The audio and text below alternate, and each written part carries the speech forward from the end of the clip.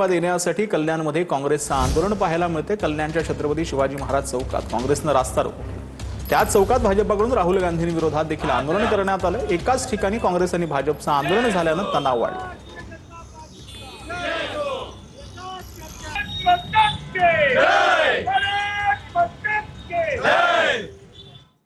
तर कल्याणच्या फडके मैदानावरून नवा वाद निर्माण झालाय। मैदानावर बीजेपीच्या आंदोलनासाठी परवानगी मागितली होती, तरीही फडके मैदान क्रिकेट स्पर्धेसाठी दिल्याचा आरोप आहे।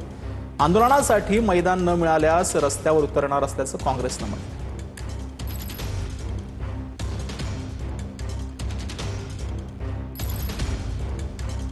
कात्रज चौकामध्ये वाहतुकीचा बोजबारा जो आहे तो उडालेला आहे। बेशिस्त वाहन चालकांमुळे वाहतुकीचा बोजबारा उडाला आहे।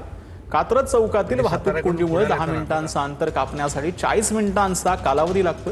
केवळ 13 किमी अंतर कापण्यासाठी तब्बल 1.5 तासाहून अधिकचा वेळ लागल्याची माहिती मिळाली। तर आता बातमी आहे कल्याणमधून। कल्याणच्या सिंडिकेट परिसरातील उत्पादन शुल्क विभागाच्या कार्यालयाला आग लागलेली होती। आगीमध्ये संपूर्ण कार्यालयाचं मोठं नुकसान झालं। अनेक महत्त्वाची शासकीय कागदपत्र जळून खाक झालेली आहेत। माहिती मिळताच अग्निशामक दल घटनास्थळी दाखल झालंय। शर्थीच्या प्रयत्नांनंतर आग आटोक्यात आणण्यात आली। तर कॅम्प 3 परिसरातील फोलोवरिया लेन लाईन चौकातील जवाहर हॉटेलजवळ मोठं झाड कोसळण्याची घटना घडली।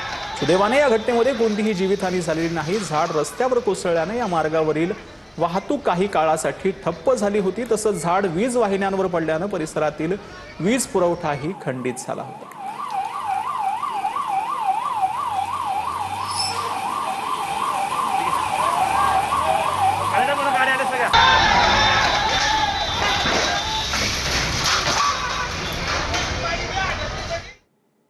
तर नाशिकच्या इगतपुरी तालुक्यातील धरणाच्या पाणलोट क्षेत्रामध्ये गेल्या 4 ते 5 दिवसांपासून सुरू असलेल्या पावसामुळे धरणाच्या पाण्याच्या पातळीमध्ये वाढ झाली। भावली, वालदेवी, भाम धरण 100% भरलेले आहे। तालुक्यातील धरणांच्या पाणलोट क्षेत्रात गेल्या 4 ते 5 दिवसांपासून मोठ्या प्रमाणात आहे ती पावसाची संततधार सुरू आहे आणि सुरू असलेल्या मुसळधार पावसामुळे धरणांच्या पाण्याच्या पातळीत वाढ झाली आहे।